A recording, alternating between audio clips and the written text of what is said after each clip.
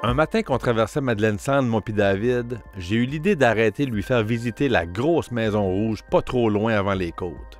Une maison qui a déjà appartenu au célèbre écrivain Jacques Ferron. Ouais.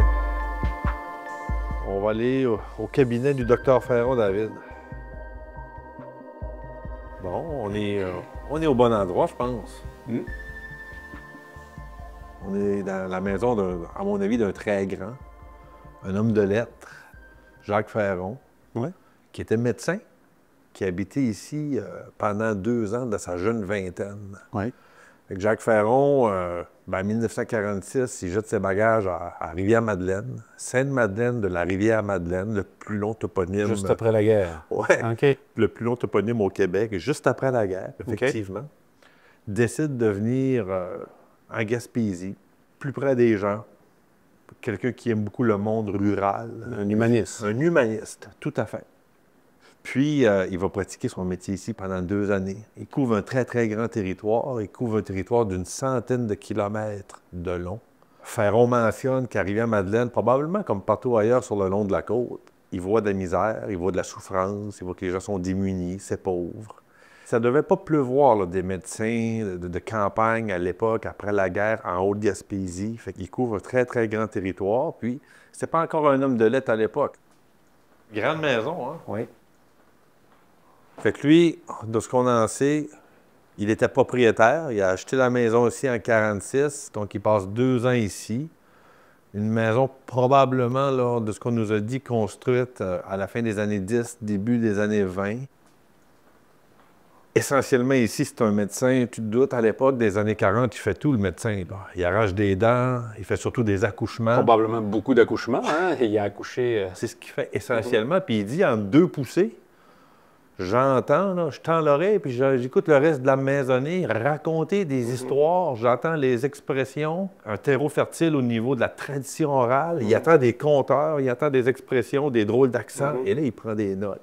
Il est curieux, hein? Il est curieux, et ça va l'inspirer, ça va l'alimenter pour qu'il devienne un jour un homme de lettres qui va développer une expertise dans l'univers du conte. Beaucoup, beaucoup. Et il va s'inspirer de toutes les histoires qu'il entend. Donc, son passage ici, sans trop le savoir, lui ont peut-être tracé une carrière qui aurait peut-être pas eu J'oserais dire... qui n'aurait pas pris peut-être la même direction. J'oserais dire quasiment assurément. OK. Ça l'alimente. Il trouve que c'est un terreau fertile incroyable. Il va dire qu'il y a des compteurs en Haute-Gaspésie incroyables. Naturels, des compteurs naturels. Naturels. Ouais. Magazine Gaspésie. On dirait que la revue nous attendait. La Gaspésie littéraire. Sans doute un article sur Ferron là-dedans. Ferron en Gaspésie, un pays de naissance. Il écrit à sa sœur Madeleine Ferron en 1947. Madeleine Ferron, qui est signataire du Refus global, une grande artiste peintre, etc. Puis en 1947, dans l'une de ses nombreuses lettres qu'il écrit à sa sœur, il mentionne que des semaines, des jours, je gagne 40$. D'autres, je gagne 10$. Ça me sert à payer mes dettes. Qui était quand même de l'argent pour l'époque. 40$ pour une journée, oui.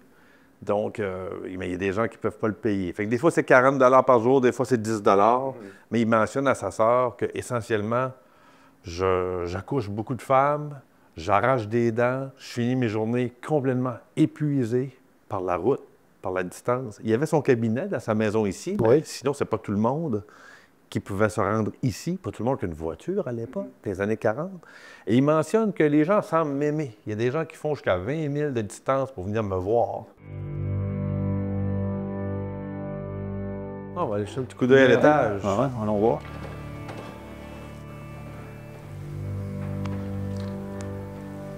C'est beau, hein, quand même. Spacieux. Oui.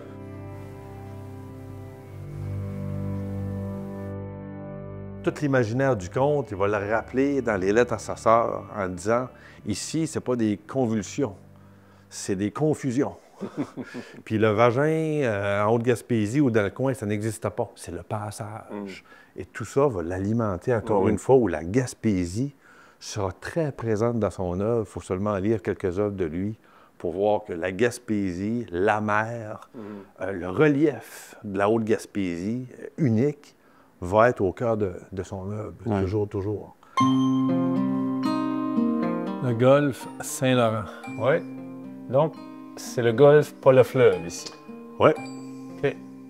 On n'est pas très loin du fleuve. Officiellement, le fleuve Saint-Laurent débute à Sainte-Anne-des-Monts. Fait qu'ici, c'est considéré comme le golfe Saint-Laurent. OK. Ouais. OK. Puis on va avoir une couple de naufrages ici. Oui, il y a probablement une autre histoire à raconter juste sur les naufrages. Carrément. Ouais. La route des naufrages, carrément.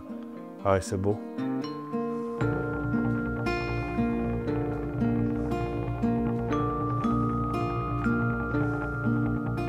Puis il a même fondé le Parti Rhinocéros.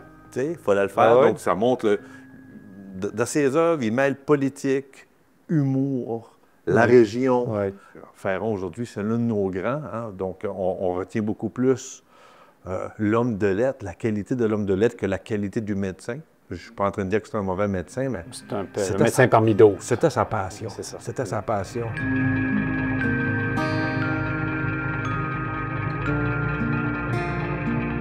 Une langue colorée et vivante. Qu'est-ce que tu comptes?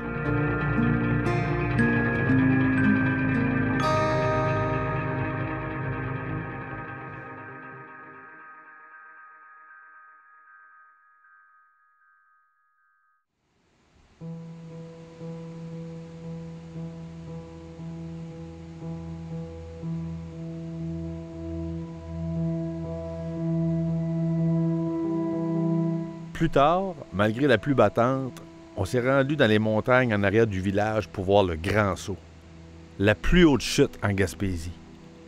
Il y a une belle chute de 20 mètres de hauteur. Oui. Ah, c'est assez impressionnant. Ne serait-ce que par le bruit, Oui. on voit la force motrice que peut avoir cette rivière-là. Ben, tu viens de dire force motrice. Qui dit force motrice dit projet industriel. Projet industriel, effectivement.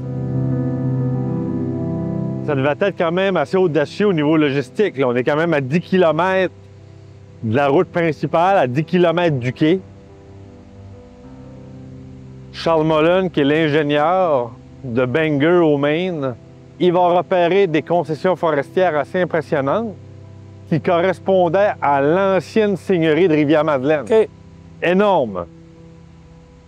Avant l'usine, ça nous prend un barrage, ça nous prend une centrale électrique et ensuite l'usine de pâte de bois. 5 ans où il y aura 300 ouvriers Un gros qui vont chantier. travailler pendant 5 ans à la préparation.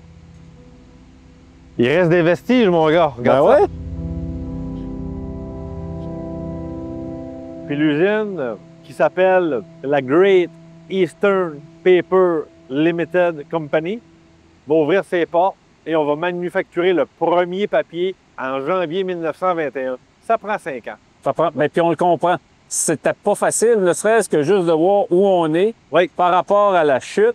Il fallait du monde ingénieux parce qu'on imagine, bon, on s'y connaît pas, mais on imagine qu'ici, il y a un fort volume d'eau qui devait passer, qui partait de la chute. Donc, il y a des gars qui ont passé proche de se casser le cou là, à bâtir tout ça. Probablement. Ouais. Il doit y avoir des accidents d'ailleurs. C'est probablement.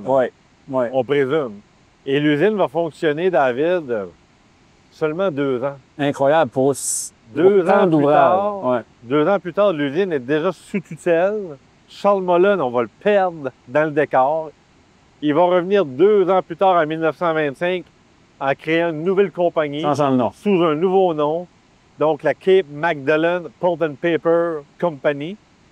Puis, il y a beaucoup de difficultés au niveau des opérations, au niveau de la logistique. C'est compliqué et ça rend l'usine un peu fragile. Alors, en 23, c'est déjà terminé. En 25, il y a une relance et ça va durer une seule année. L'année 1926, où est-ce que on va construire pour amener la matière vers le quai, qui va servir de transport, évidemment. On va construire un chemin de fer.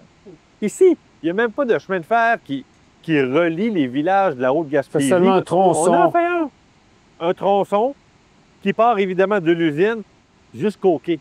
10 km avec un trajet C'est fort escarpé. risqué, dangereux. Ouais. Et en 1926, la locomotive, elle passe tout droit au quai. elle passe tout droit. Le wagon, la marchandise, finit dans la mer. Catastrophe. Impressionnant, cette structure-là, hein? Les gens étaient ingénieux pareil. Comment conclure sur la page d'histoire? On a une compagnie qui est pratiquement en faillite et il y a une dernière compagnie qui va essayer de relancer le tout, la Brown Corporation, qui rachète la compagnie pour presque rien. Et son objectif, c'est de démanteler l'usine ici pour en reconstruire une toute nouvelle tout près du quai, dans le village. Et là, on en profite pour agrandir, rénover l'hôtel du village. On électrifie le village. Rivière-Madeleine va probablement être le premier village en Gaspésie à être électrifié. Il y a un besoin, il y a une usine. On est en plein développement. C'est un peu ce qu'on appelait à l'époque les company towns. T'es dans le mille. Ouais. Exactement. Dépendamment des moments, il y aura de 600 à 1000 ouvriers. Ouais. Il y avait 2000 personnes à Rivière-Madeleine. C'est des gens qui viennent de tout le long de la côte, des gens de l'extérieur. Il y avait des maisons de pension. Il y avait des restos. Il fallait nourrir et abriter, loger ces gens-là.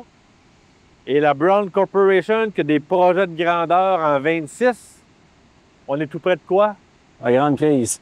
La crise qui va arriver en 1929 et qui va mettre le couvercle sur le chaudron et qui va mettre fin, malheureusement, au projet de grandeur de la compagnie et il n'y aura pas de suite. Il n'y aura pas de suite. On voit les vestiges de l'usine. Dernier témoin matériel d'une usine qui était construite il y a pratiquement un siècle. Oui.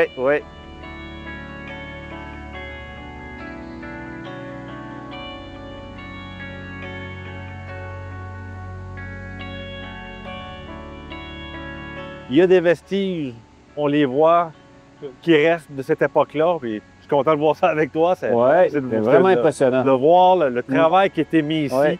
Juste la façon que ça a été conçu, on regarde dans le béton, on voit de la pierre tu vois qui vient carrément des lieux. On voit ne serait-ce que des stalactites avec le temps qui tombent. C'est vraiment particulier. C'est impressionnant. C'est impressionnant, oui.